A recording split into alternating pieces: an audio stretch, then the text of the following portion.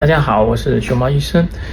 熊猫医生的学生吧，进入美国的医学院和 DO 事故的百分比呢，达到了90%哈，这挺高的。为什么这么高呢？我思考了一下，有以下几个原因。第一个呢，来找我的这个家长和孩子吧，心很诚，都很善良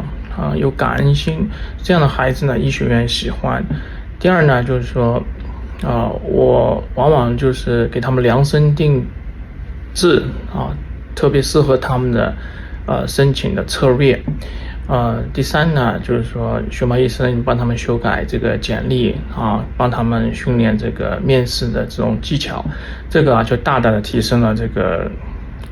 他的成功可能。